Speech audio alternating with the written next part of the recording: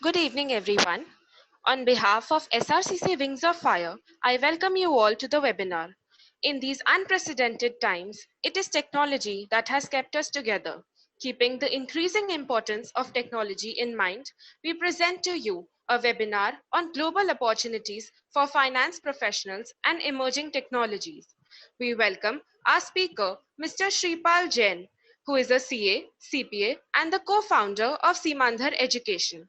He has also been recognized as the best edupreneur of Telangana in 2018 and is a frequent speaker at corporates like AIG, EY, DE Shaw, Reliance Jio, and several others.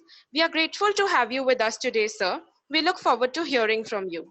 Throughout the session, I request all the participants to keep their microphones on mute so that the flow of the session is not disturbed. We will also be having a Q&A round at the end of the session through which all the queries can be addressed. The attendees can ask their questions through the chat box. First of all, thank you for a grand introduction about me. So before I share the screen about some of the stuff which I'll be presenting today, so I hope everyone is able to see the screen now, and I think we are on our way to kind of talk about the various qualifications today and the various opportunities which the chartered accountants are having today, right? So apart from being most of them who are pursuing the CAs here, so today we will be talking about the various qualifications what we have and what are some of the things which we are looking for being a chartered accountant. So I don't know how many of them are pursuing CAs here and how many of them are non-pursuing CAs or the candidates here, taking it as a mixed audience. So today we will be talking about the various courses, and then we will be talking about the various technology programs like blockchain, artificial intelligence, and data analytics. So as you know that the first qualification which we are going up with is US CPA. So the great news about the US CPA is that the qualification have come in India. So previously the exam was not in India. So thereby a lot of the things were going on, whether the chartered accountant students today, in order to pursue a global qualification, how do they go outside? Because the US CPA typically used to be held in Dubai and in US. And this year it was brought to India. And thanks to COVID, which kind of made the exam to be coming to India today. And if you see the eligibility also, a lot of the people who are pursuing the chartered accountants, they are eligible for the US CPA course. And provided they have done it in the first division in the BCom. So BCom is a mandatory thing in order to do a CPA. And that's where we normally suggest the candidates who are pursuing the US CPA qualification to do a BCom. Now, what is US CPA? Like in India, we have chartered accountancy. In US, the chartered accountants are known as certified public accountants. Now, so why do you tell us that? Why is that gaining significance? Because the very reason is a lot of the US companies are coming to India after the very bad relationship what China and US today are enjoying. And that is what now have coming India now. So because a lot of the US companies see the potential in India, and that's why we are seeing a lot of the shared services work, the FP&A work is getting more outsourced to India. And thereby we are seeing the demand for the international qualifications along with local qualification is adding an added advantage. And that's where we are thinking that a CPA would definitely add a good value add, considering that a lot of the US companies today are in India. If you say examples of Facebook, Apple, Accenture, Diageo have come with their shared services now, and you had PepsiCo coming up in Hyderabad. So a lot of these US companies are coming to India and they are looking for a qualification which looks more international, whereby the student can know about US accounting, which is US GAAP and US tax. And that's where we are seeing the demand for US CPA is actually on a higher level now. A lot of the openings opening up in big fours like in Deloitte, EY, KPMG, PwC. And even if you see on LinkedIn today, a lot of the opportunities are coming up in these companies as well. So if you see there, where is the exam conducted? Now, if you see that the exam is in India and it was previously being held in Bahrain, Brazil, Kuwait, Japan, Lebanon, the UAE, and now in India in 2020. So if you see there, very easy exam, though they say, but not so like that, because it is little multiple choice questions of 50% and multiple task-based simulation, which is case law based pattern is 50%. So if you see there, 50% is multiple choice and 50% is case law based. Even if you see the Institute of Chartered Accountancy of Examination today, they have also designed their curriculum more into MCQs and case law based. Overall, we are seeing already the trends are changing in ICI curriculum as well. And they are also adding the content more on MCQ and task-based simulation based. Considering the latest things which have happened in the corrections and all sort of stuff, we are seeing the content is more tested on MCQs and simulations. So there are 4 subjects. If you see in CPA, you have auditing, you have financial accounting and reporting, you have regulation, and you have business environment and concepts. So these are the 4 papers of US CPA exam. Typically, it's a 4-hour exam and a minimum score of 75 is required on each and every part. Now, with a US CPA, can I move on to US, Canada and all? Definitely yes. The answer is, but this is not an entry kind of moving to that particular locations, because a visa and an experience is very important. So can we conclude that with the US CPA, we can move on there? Definitely the answer will be no. But yes, after you go in with a valid visa, valid work permit, and valid experience in India, gaining 2 to 3 years, and then I think US CPA will be more preferred qualification in US, because this is not a qualification to get an entry into the US and into the Canada by any means. Even the Canadian CPA also is not an entry to going into those locations. What is important for us to understand is these are the qualifications which will help after we go there. So that's where we are talking about the word global here in our professional community today in our presentation also, because this qualification will give you the international accounting standards knowledge and US taxation knowledge and what to do with the US GAAP and auditing standards. So these are some of the things which we are seeing in CPA. So this was about CPA. Next comes the US CMA, which is again a US based management accountancy qualification. Because CPA has certain stringent requirements, CMA doesn't have those stringent requirements. So even if you are pursuing bachelor's, so you can do a US CMA. Now, how is that different? Like in India, we have the Indian cost accountancy. The US cost accountancy is known as US CMAs. They're typically hired by Amazon, Google, and these are the companies which look for the US CMAs for their FP&A practice. But again, you require a good amount of experience. Freshers, there are hardly any jobs for this qualification. But yes, with experience, I think this qualification looks a very good positive for many of the students. Again, the candidates must complete 2 continuous years of experience in management accounting and financial management in order to get this certificate. If you see that the exam is in India and there are only 2 parts for CMA. So part 1 and part 2. So only 2 papers you need to pass in order to get the US CMA certification. So there are around 100 MCQs and 2 essays. And overall around 75% you need to get in order to pass the CMA exam.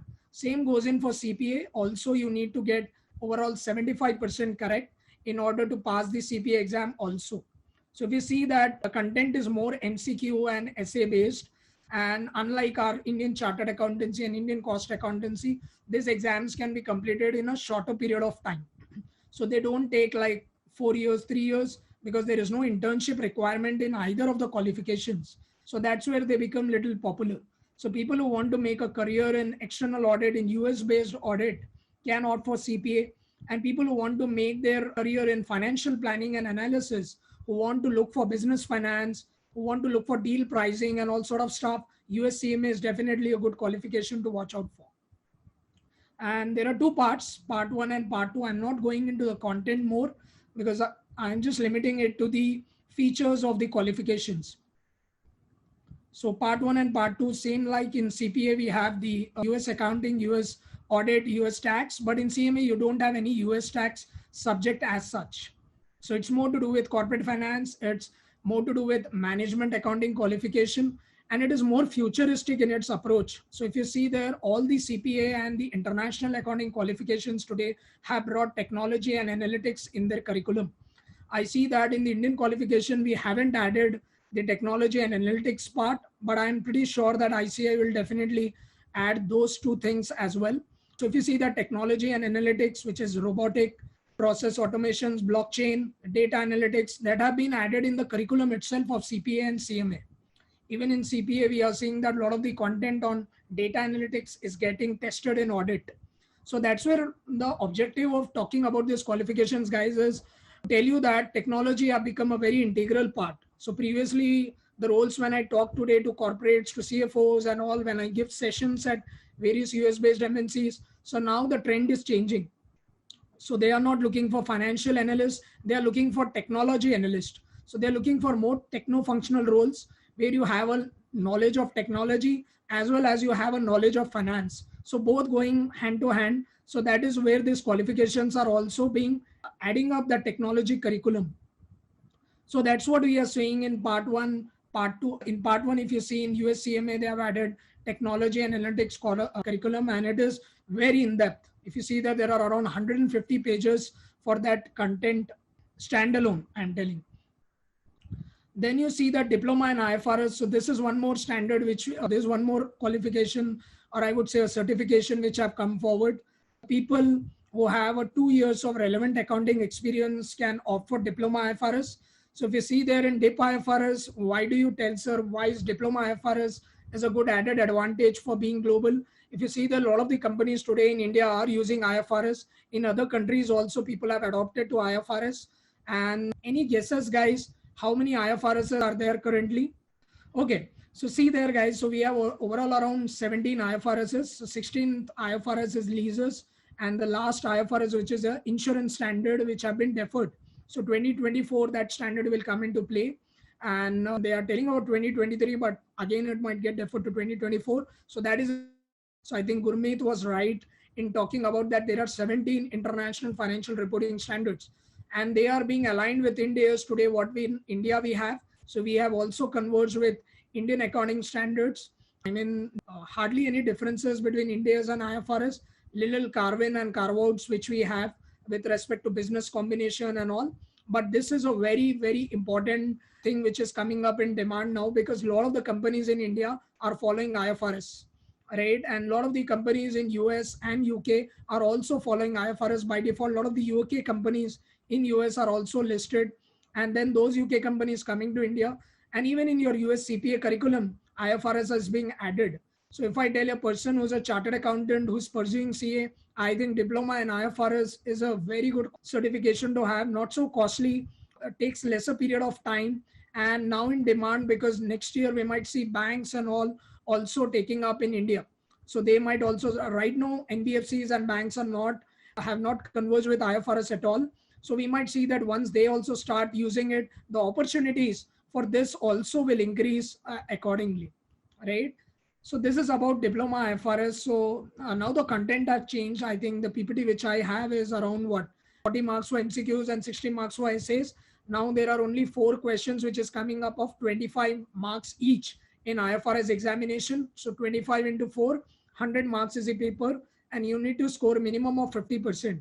Very much accepted, very, very heavy, high in demand with the corporates. So a lot of them do prefer diploma IFRS certification also. So people who are looking for reporting profile, who want to go into corporate finance, who want to make their career in balance sheet, financial reporting, consolidation.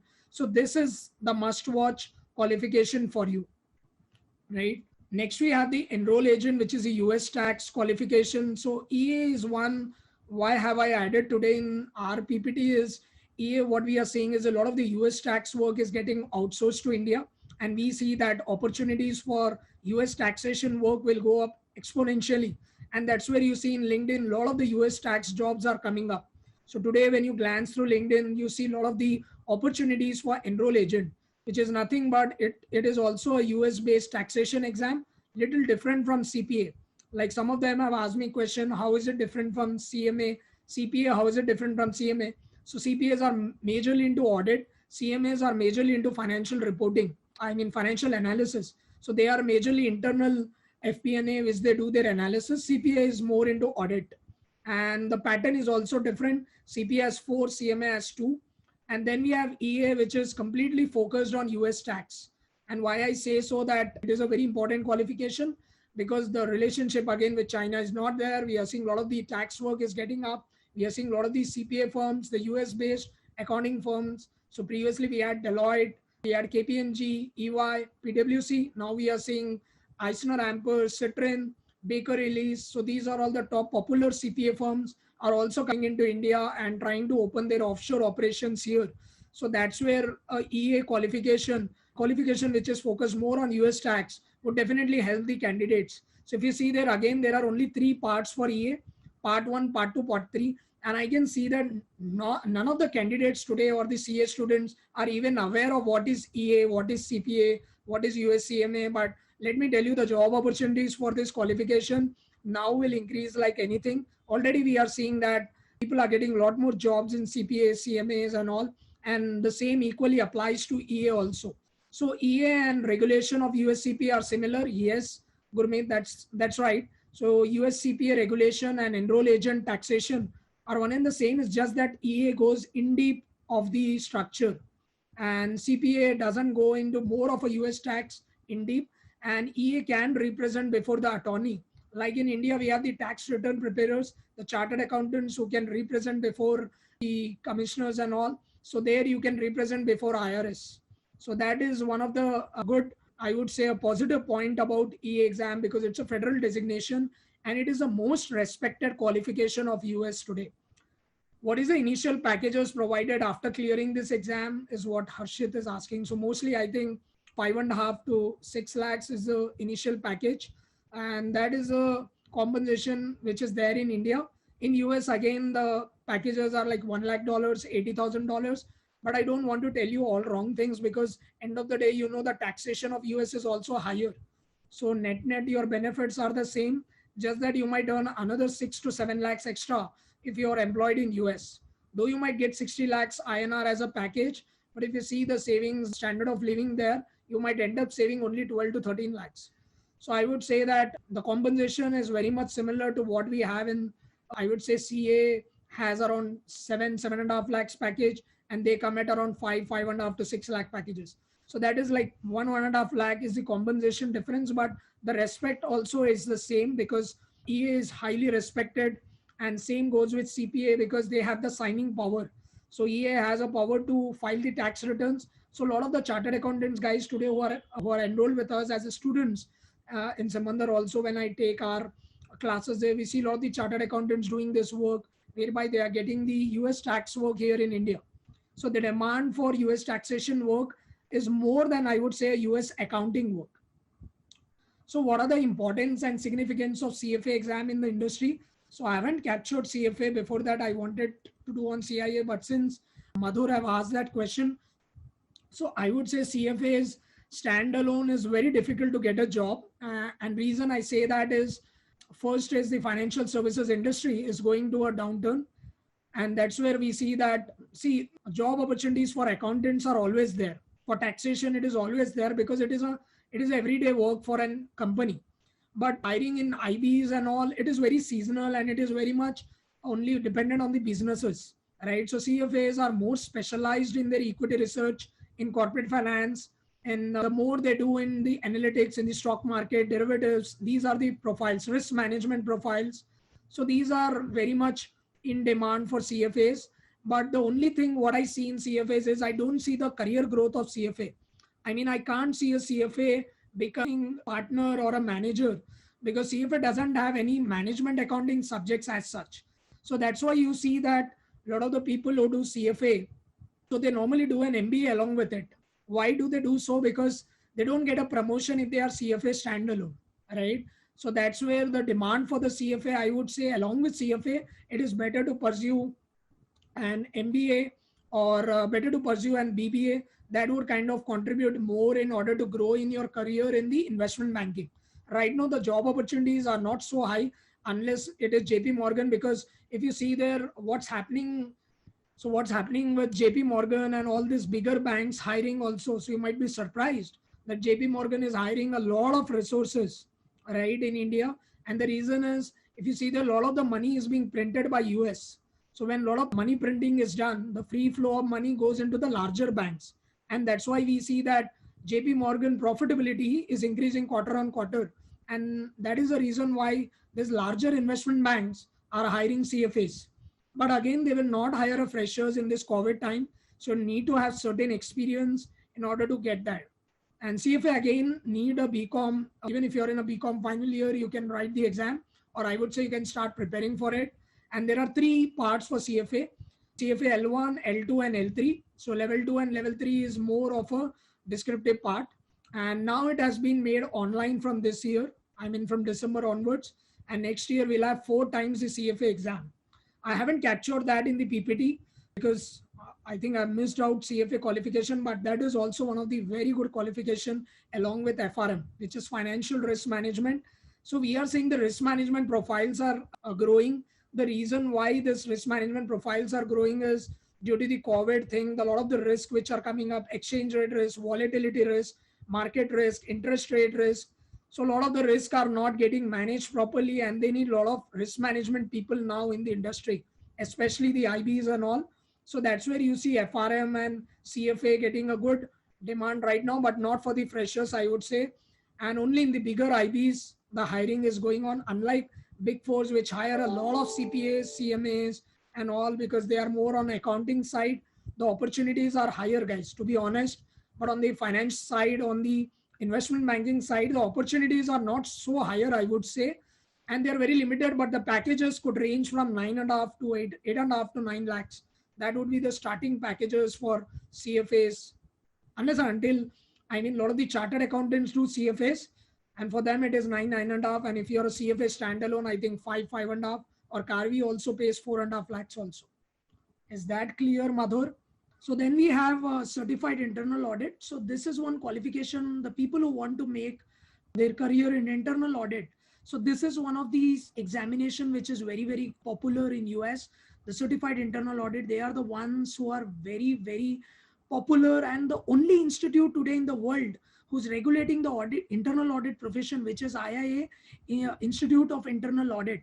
Right, so that is the only institute in the world who's regulating the internal audit profession.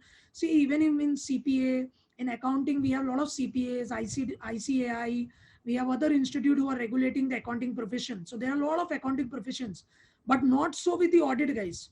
In audit, if you see there, in audit, you have only one institute, which is Institute of Internal Audit, which is IIA of US. In India also, they have their branches. So IIA India regulates the CIA here. So if you register with IIA India, so typically you get certain discounts, and this qualification is gaining a lot of importance for the people who want to have their career in internal audit. I think this is a very, very good qualification. So any BCom guys can do this, but you will need to have a minimum of 2 years of experience in order to get this certificate. You see, the fees also is not more than 40 to 50,000 INR. That's the exam fees I'm talking about, right? And then the CFA exam content, CIE exam content is more of multiple choice questions. So it is 125 MCQs, 100 MCQs, and 100 MCQs. So it is more to do with multiple choice question. Very, very easy exam. You will be amazed, guys. This is the first body which have introduced remote exams. So you can sit at your home and write the exam through a proctor. And then it was followed by ACCA and all. Not a big fan of ACCA I am, because I don't see any UK companies in India, unfortunately, because that is one reason I don't talk much on ACCA, because if I want to do a diploma IFRS, and I would consider DIP IFRS and ACCA as one and the same. But again, ACCA is a very globally recognized qualification outside India. In India, I see limited opportunities. That is as per my experience. I might be wrong also, guys.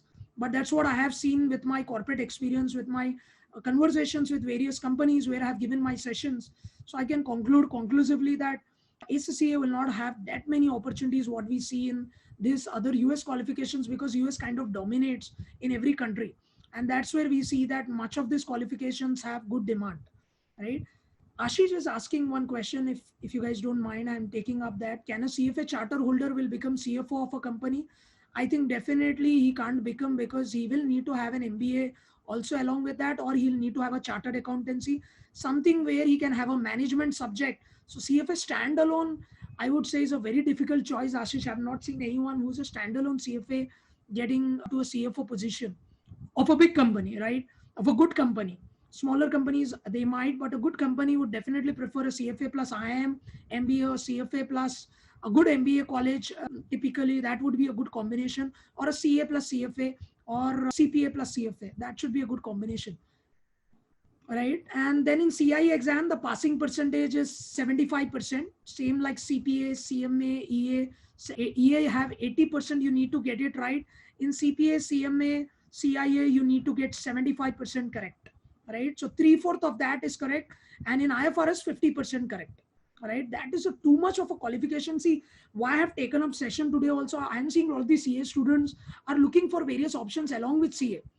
But I see some of the institutes are trying to degrade that and trying to promote this as a standalone. I don't think so that can survive. You should definitely have a CA along with that, or a CA qualification along with that, so that you can be better placed in the market today. Because of so many, see what is happening in chartered accountancy exam, guys, is a lot of the people are writing second attempt, third attempt and all, and they are failing the C exam. Now what happens after they clear, at the end of the day, when they pass the C exam, they are not getting jobs in Big Four. Why? Because attempts are being counted. Why are they counting attempts, sir? Because there is a cultural problem in Big Fours. You cannot have 28, 27 years person with a 21, 22-year lad, right? So that's why they think that second attempt, first attempt, they normally prefer those guys because of the cultural mix. And that's where we tell that a person who have failed couple of or thrice in CA, they should definitely have a good option along with them, like DIPA IFRS or a CIA or a CPA or a CMA or a EA or a IFRS or a anything which interests him, anything which he feels that where he needs to specialize.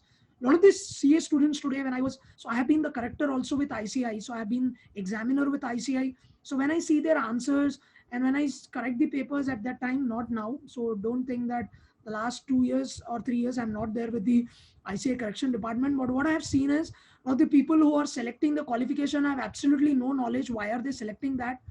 Because end of the day, they wanted to love more into financial research. Some of them wanted to do into audit. Some of them wanted to do FP&A work. Some of them never wanted to do journal entries. Then why are you selecting that qualification, guys? So you select qualification as per your specialization.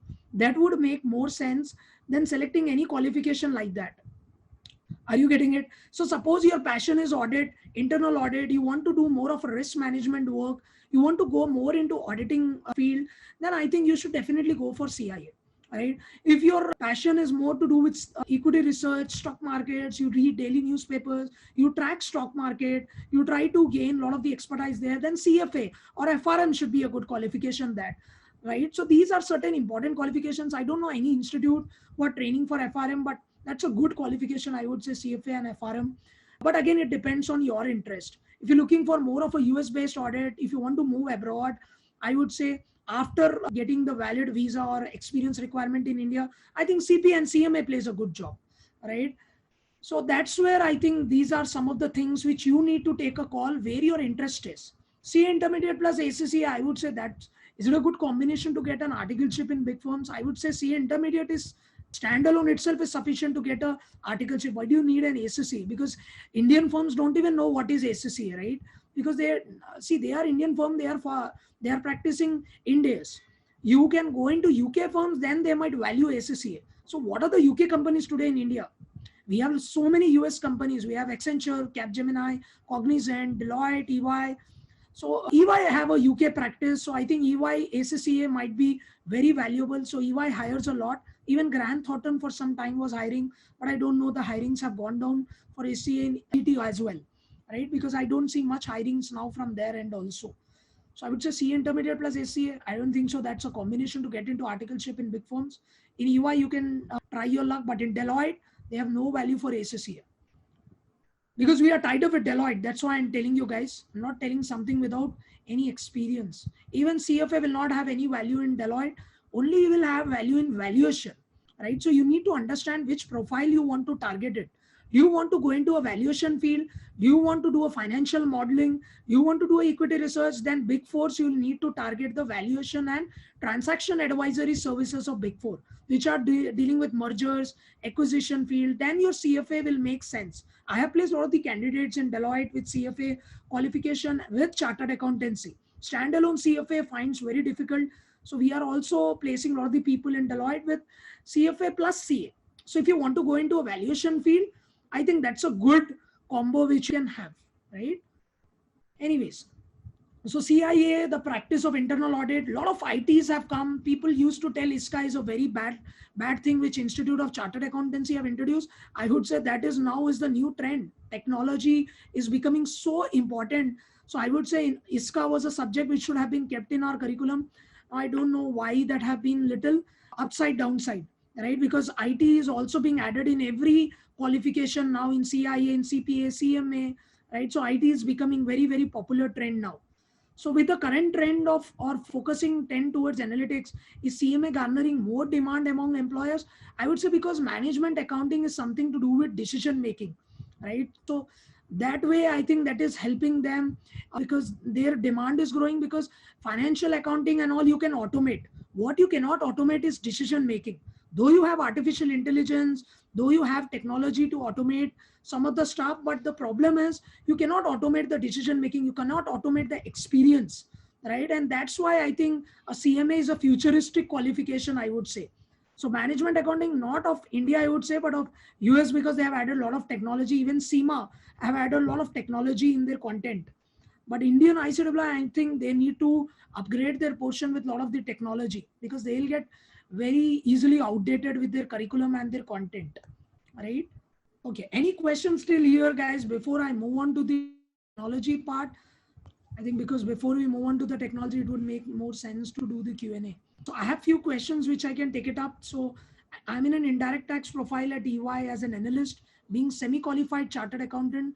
So will EA be beneficial for me? I don't think so. Enroll agent have any role to do with your indirect tax profile. So if you're talking about indirect tax profile, is it about US indirect tax or Indian indirect tax? If you're talking about Indian indirect tax, then enroll agent will have no role at all, because that has nothing to do with that.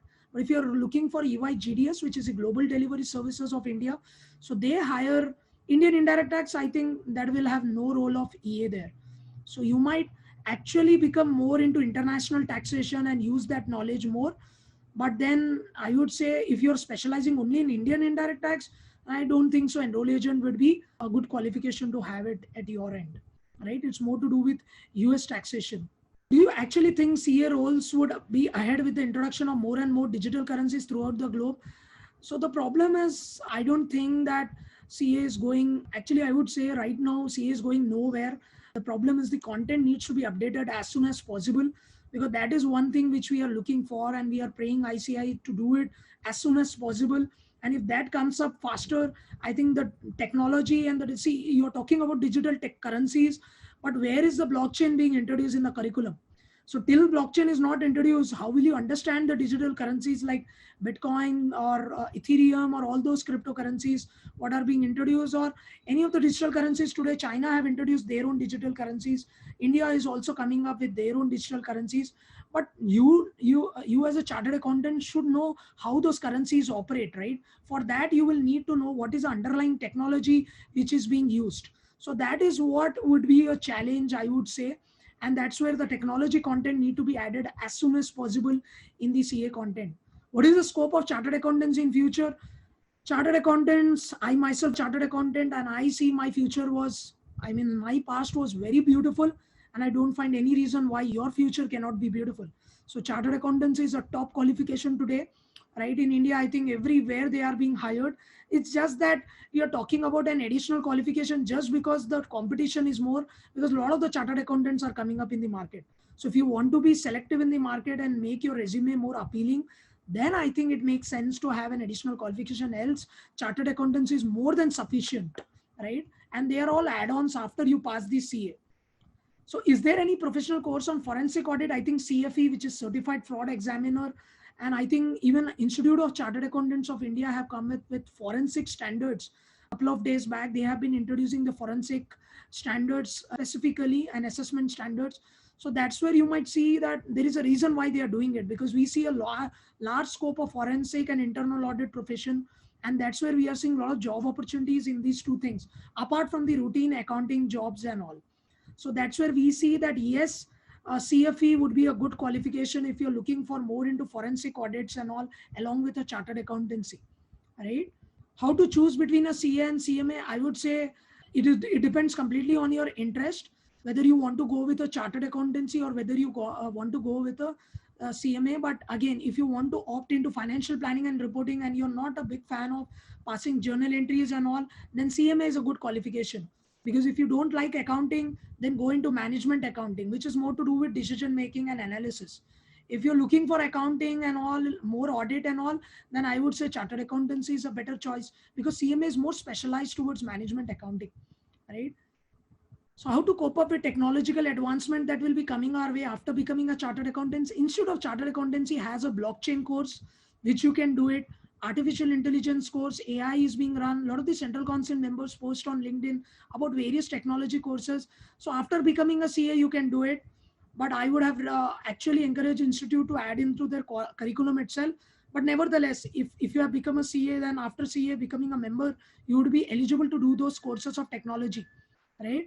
So could you please suggest which course would be beneficial with Indian IDT profile to work globally? I think enroll agent or CPA. I think that would make you more opportunities. But again, that indirect taxation should have a global taxation added to it. Then EA would make sense, or a CPA would make sense, or an international taxation from ICI would also make a good qualification or a good certification, right? Okay. And the next, CPA package and career growth. So I would say CPA packages we have already covered. So the minimum CTC for a CPA is 6.5 to 7 lakhs. And the career growth is you can look for a partner in a big four. BBA plus CA, a good combination. Yes, that's a terrific qualification because you have a management, you have a basic management, and you have a chartered accountancy. It's a good qualification. Is there any course on blockchain for CA students? No.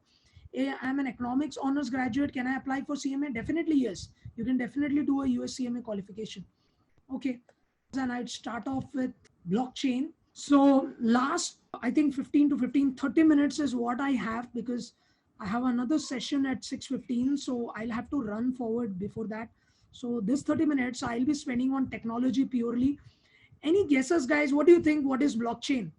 Yes, so much of talks about blockchain and all. What do you think? What should be a blockchain? Decentralized network is what they are telling. Okay. Next, that's a good answer. Next, anyone else about blockchain? Yes, anyone about the blockchain? Decentralized ledger. Okay. Yes, next. So decentralized ledger, decentralized network, time stamped. Okay, guys, just to explain blockchain, people are charging 10,000 or 12,000 rupees. And you must be very lucky that Prince have brought into SRCC this topics also, because that are good actually, I would say, because just to explain blockchain, people are charging. So I don't know why there is so much of buzz about that. To explain something, there's so much of things on that. So today my attempt will be to explain you blockchain in detail so that you can use that kind of knowledge in accounting and all other transaction. So some of them are telling it's a process in which there is a series of steps which form a complete path for a transaction which cannot be accessed by the third party. One is telling it's a secure system. Okay, so let us see what is blockchain for us, which are brought into the. So it's a shared distributed ledger that facilitate the process of recording transactions and tracking the assets in a business network. It's a shared distributed ledger. Don't you think so, guys? This was previous also there. Previously also we had a distributed network and all sort of things.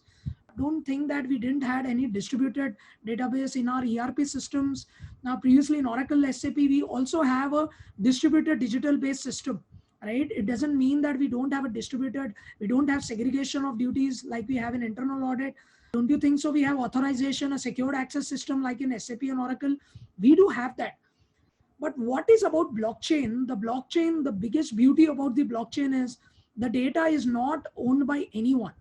Are you getting it? So the data is not stored. It is rather stored in the distributed. It is rather stored in the networks. Are you getting it? It is rather stored in the LAN, I would say. So that is the way the data is stored. So like in SAP, so if you're using SAP, so your data is stored in SAP. So that means SAP company have access to that data. Right? Same way if you're using Oracle have access to that data. But in case of blockchain, the access is not there with anyone. Rather, it is being distributed across the nodes of the network. Right? So everyone have access to that data, but no one can tamper that data. Right? So it is a shared distributed ledger that facilitate the process of recording transaction and tracking the assets in the business network. So let us see how it looks like. So if you see there, someone requests a transaction and the requested transaction is broadcasted to a P2P network, which is peer-to-peer network consisting of computers known as nodes. So this transaction is broadcasted towards all the computers. This network of nodes validate those transactions and the user status using the known algorithms. So there is a language which is gone with blockchain. So I don't want to go in those languages and all. right? So there are various languages which is used. Even Java also is used for blockchain, right? So apart from Python and all sort of languages, so blockchain also has, it can be used with other languages as well. So if you see there, someone requests a transaction. Now I have requested say $10. That $10 is being broadcasted to all the networks in the system. Now every network should verify that Sripal have requested a $10 transaction from say Ganesh, right? So that will be broadcasted to all the parties of that system, right? Who all are there, they will validate that. Once everyone approves in the system, then the transaction goes into the next level, right? A verified transaction can involve cryptocurrencies, records, and other information, right? It has no intrinsic value, that is not redeemable for another currency. So we are talking about cryptocurrency. So cryptocurrency is like what we are asking, if you would have heard about Bitcoin, or you might be hearing about Ethereum, Ripple, and all sort of things. So these are these cryptocurrencies, guys. These are digital currencies. So they are not physical currencies. Online you can transact. So previously what used to happen, when I want to send a money, I need to pay so much of transaction cost, right? I need to pay to the brokers, the intermediaries, on all sort of stuff. So now with the Bitcoins and all, you can just transfer the money instantly. Already we are doing it in India. Paytm is one of the option that is through wallet, but this is not through wallet also. It's just a mere transferring of a money, right? It has no physical form and exists only in the network, right? And its supply is not determined by a central bank, and the network is completely decentralized. As I have already said you, in blockchain, it is not owned by any one of them. It is rather distributed network, right? Where everyone can access, but no one can tamper that data. Everyone need to approve that, then only it goes to the next level, right? I'll go through various examples so that you can understand this very, very easily. Then now once verified, the transaction is combined with other transaction to create a new block of data for the ledger. The new block is added then to the existing blockchain in the way that it is permanent and unalterable. So what if I can alter it? If you alter it, the notification will go to each and every one, and the block will not be getting added. Neither the transaction will get approved. The rationale or the logic behind blockchain is everyone should approve it. That is the thumb rule. If once everyone approves it, then only the transaction goes to the next step. That's why it is known as distributed, decentralized network, because everyone need to approve the transaction. So sir, with this, if with blockchain, I can know that in the bank account, if I have invested $10,000, I can know where my $10,000 is being used by bank for which purposes through blockchain, because they will give me a login ID and password, and I can see all the transactions of bank pertaining to me, right? That is very much possible with blockchain. Today, I don't know if I'm investing in the bank. I don't know where my money is being used by banks. So you can see the transaction, but you cannot alter it.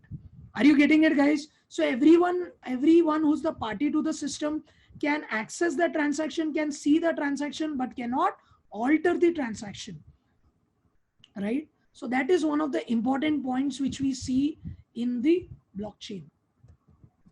So if you see this, how blockchain helps. So security is one of the most important point. The data is secured because no one, so it is not owned by anyone. So it's very secured. No one can tamper it.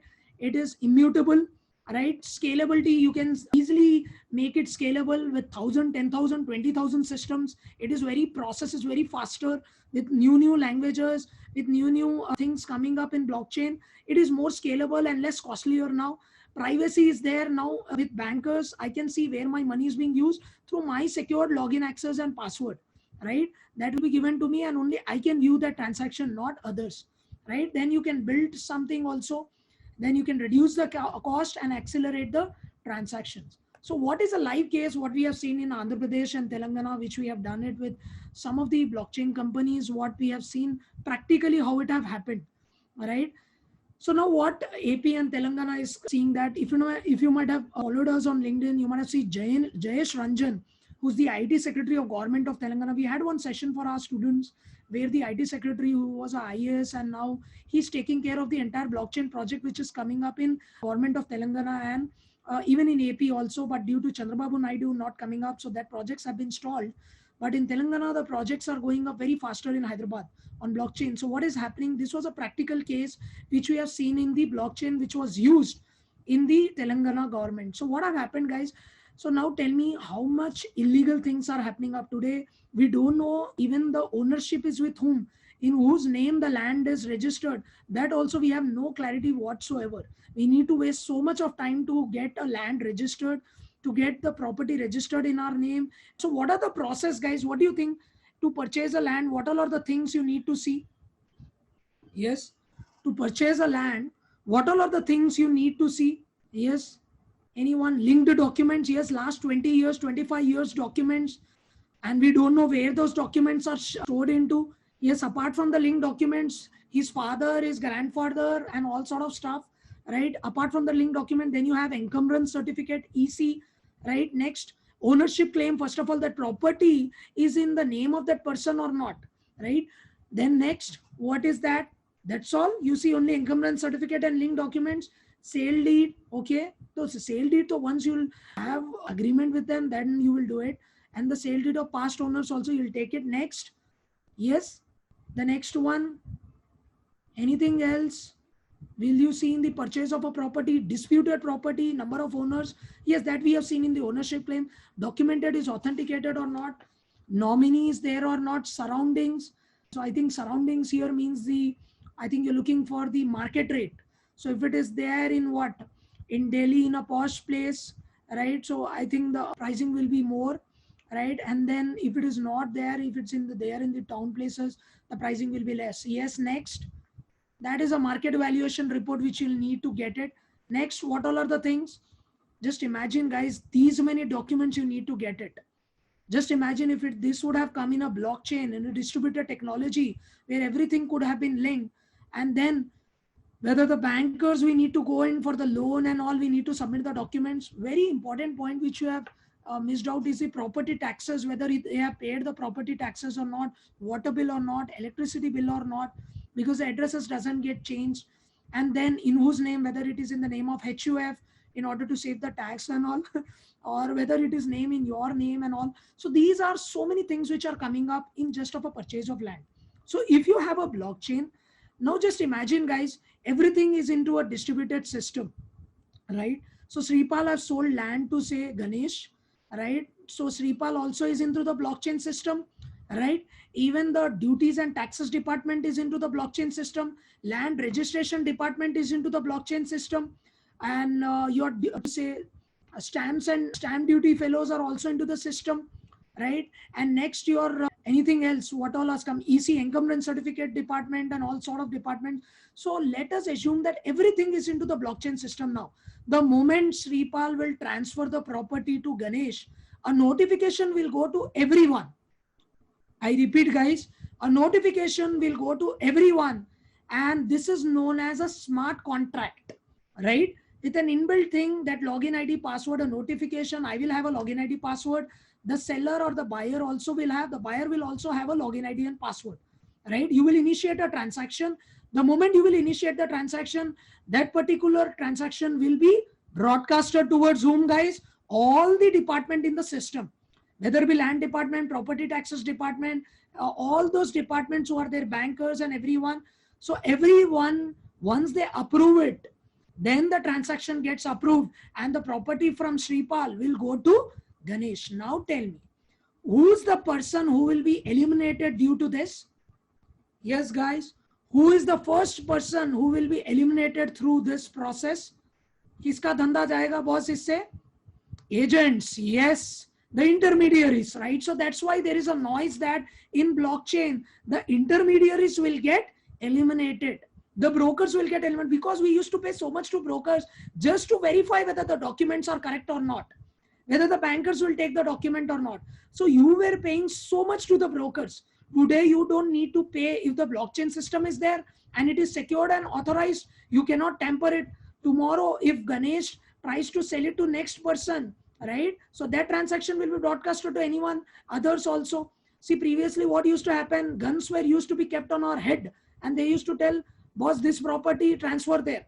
Now you will not have, everything will be online, everything will be system driven now. So you will not have this illegal forced kind of registrations on the properties. That is the plan which already in Telangana, most of the systems is going online. Nowadays, we are seeing the property system, they are also taking the pictures and all. the people who have come to the registration and all. So now we are seeing it is going more into the online, and it will sooner go into the blockchain based system where everyone will approve the transaction. Your loan will also get approved faster. Your properties will get authenticated faster. Everything will become faster, right? Because the data is getting distributed and it is getting decentralized among all the departments. Sir, what if registration department chore hai? What if property taxes department chore hai? What if all the people are wrong? Then to no technology in this world can help. Abhi sabhi wrong hai, to then I think if you ask me a question, sir, if all of them are like this, to then no technology can, then to decentralized system only itself will be defeated. Are you getting it, guys? So that's where you need to understand it's based on a trust. The trustability is there because it is getting distributed. So at least we are expecting that one person will be good in the system. Just imagine, guys, in Punjab National Bank, a bank manager is overriding a transaction. I mean, what the hell? He have just done an LC, letter of credit, and he have just done that by overriding the systems. How can you do that, right? So there was previously bankers used to have their own technology. Finacle was the product, and also bankers have their own product also, banks, and that was not updated that time in PNB's case. So they were entering manually all those LCs and all. Just imagine if it's blockchain is there, can that bank manager override the system? No, because that transaction will get distributed. He cannot approve or he cannot authorize the transaction unless and until the entire chain approves it, right? The entire people who are there in the system should approve the transaction. Then only the transaction will go to the next level. So you might not have had Punjab National Bank fraud also, to be honest, guys. So I think these are some of the live practical cases of blockchain. I can go on and on blockchain, but due to the limitation of time, I'll have to respect that. And see there, blockchain based property records, agent, brokers, everyone is getting covered in the record. Your utility companies, your electricity bills, everything will be getting automated. Your maintenance of land records, municipal authority, property tax. Just imagine, I was buying you wouldn't believe, Surface Pro, Microsoft Surface Pro, which I ordered from US. There was a huge headache. If you won't believe, there were so many hierarchies I need to go in, because my brother unfortunately did rather not sending through some person, he shipped that. So not sending through my mom and dad, he rather shipped that iPhone to me, and see the fun. I was levied GST of 28% on imported goods, and it was being there. It was almost towards confiscation, right? It was there in the system, so many approvals. The custom duty department, then it goes to that department, this department, then clearances department. Just imagine if blockchain is there, the clearances can be so faster. The entire processes or the systems can be made online, and it can be decentralized and distributed. Again, this takes a lot of time. It is not a one-day game. But again, I would see that this will soon become a future. As you have seen in the budget also, our finance minister, late Arun Jaitley, talking about blockchain becoming that government is evaluating blockchain as the next technology. And I would not be surprised that that will be used mostly in the governmental activities more. Right? And in the finance already, all the banking companies are using for their account receivable, accounts payable. Tell me, guys, in accounts receivable and accounts payable, who will be the person who will be eliminated in that process? Any guesses? In accounts receivable and accounts payable, guys, what do you think? Who those persons who will get eliminated from blockchain? What do you think? Any guesses? If anyone who's aware processes, how the payable processes, why will bankers get eliminated? Bankers anyways have to pay for it. You will need to pay to the bankers, right? The company is preparing the ledgers. I would say the person who is verifying purchase orders with this, the verification of invoices and all, right? So now you have a verified technology. Are you getting it, guys? So the in-between people who used to verify that, right? So those verifiers will be out from the system. So the people who used to do all manual stuff in account receivable and account payable, trying to verify the invoices, then approving, doing reconciliations and all, that will no longer be there, because the reconciliations will become automated, right? So cross verifying processes will be eliminated in finance. So account receivable, accounts payable processes will be out. Now we are talking about triple entry accounting systems, right?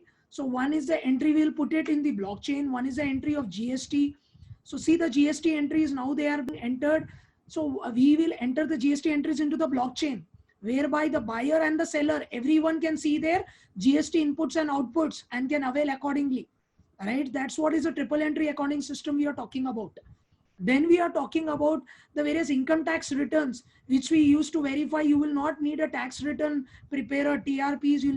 Don't need a chartered accountant form 16. All those sort of things will be all done through blockchain itself. So all the verifiability in the income tax returns. Also, these are all the things which will happen in the future. Not so in 1 year or 2 years, but definitely in the next 3-4 years, you will see that technology will take a bigger shape, right? So these are some of the things which you'll need to be aware of in blockchain, which is gaining a lot of momentum today with their various things which are coming up. And that's all I had in this 1 hour, 5 minutes. I'm sure I have not taken much time. I have not bored you people. Yes. Any questions, guys? So what is the use of Bitcoin when in the end it has to be converted into other currency like US dollar to find its value? So I think the Bitcoin is not much having, so the only advantage of Bitcoins is its scarcity. And that's why the price will always be there. The valuation will always be there for Bitcoin, because the Bitcoins itself are very scarce, like gold. Gold is very scarce, right? The production, you cannot produce a lot, right? Production is limited to a certain extent. Same goes in with Bitcoin. But again, I don't want to go into the mathematics because that itself is a big subject. So it has its value, but not so high. So BCom plus MCom plus CMA is a better career option. Yes. Is US CMA better to pursue than Indian CMA? Again, if your career is more into US companies and all, more into doing the FP&A of the US companies which are operating in India, then I would say that is a better one. Planning to go for masters abroad. So will you suggest to go for masters in this digital currencies or this fintech areas? I would suggest that you can go in for data analytics or blockchain. That would be a good course to have on this rather than on this digital currencies, right? How do you foresee blockchain becoming a major technology? Government and government companies first, followed by private companies picking up? Yes, I think government and government companies will definitely use it. And then we will see banks are already using blockchain. We have seen Barclays already using it. So most of the banks have already adopted. JP Morgan, Morgan Stanley. So even Starbucks also now is using Bitcoins for some of their transactions in US. So already they are doing it. It's not that private companies are not doing it. But yes, we'll see the major participation first from government and government companies. How bad will be the effect of blockchain on chartered accountancy profession? I think CAs, I would say they will need to be more decision making now. The accountancy can get automated due to artificial intelligence, RPA and all. So audit profession can be automated through blockchain. So there are a lot of things, but again, big fours are coming up with new business, which is auditing the blockchain itself. So can you believe? So they have got a new business now, big fours. Now they will try to audit blockchain, whether blockchain itself is functioning properly or not. For that, big fours are charging a lot to the companies. So big fours will always have their revenues, guys. So don't worry. So will abroad companies hired on permanent basis? Yes, definitely yes. CA or CMA or CFA, which has more scope of India in long run? Every qualification has, whether it be CPA, CA, CMA, CFA, every qualification in India has a scope. It is more important that what skill set you have and how passionate you are. That will determine how longer you will go in your career, right? Is CMA is focusing on accounts or CMA is focusing on finance domain? It's more towards finance domain. It's more on the technology and analytics. So CMA is more based from management accountancy perspective, if I would want to say. So can you tell the name of institutions in India who are providing CMA? So I think we also provide US CMA, CPA and all. We don't provide CFA, FRM, which I have already discussed. We also don't provide CFE. These are some popular qualifications which we don't provide, but these are because I don't want to promote any of these institutes, including me. So you can do your own due diligence and find out which is a better one, who's doing a good job in these qualifications. So what is a common quality should we have in the corporate world to grow and survive? I would say the common quality which is there in the corporate world to grow and survive is be responsible, take a lot of activities once you join in the organization, know their structure, what is their hierarchy, what are their products, what is their divisions, know the entire process of the company. First you know the process, then it would make more sense to grow faster, because you will know where their revenues are coming from, which processes, which departments, which products are growing. That would be the first thing which you would need to take. And second thing is you need to be more responsible, take up initiatives on your own, drop in a mail to your manager, drop in your mail to your finance controller that I want to do this, I want to do that. Do some Thursday reads, Friday reads, send some articles, share some knowledge articles. So these are certain proactive things which you can do, right? So that is one quality which will make you to go up the corporate ladder very faster. The more you will know about the departments, the hierarchies, the more responsibilities you will take, the better you will grow and survive. So I am working as a financial analyst working for the US clients. Can I pursue with CMA? I think yes, that's a good option. If you're working for the US clients, I think US CMA is the better choice. Yep. So I'm planning to do an MBA in finance. So which certification would be best suited with it? CFA, Mansi. I'm not aware who provides CFA in India actually, but I think Ashwini Bajaj, I have heard a lot about Ashwini in LinkedIn. So I think you would definitely try to see there if he provides. I think because I've seen him doing a lot of the stuff on CFA in LinkedIn. So you can just do a due diligence. If you're doing to do a MBA in finance, I would say CFA is a better choice. Okay, Prince, I think, thank you.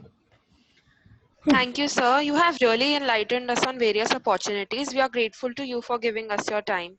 Thank you once again.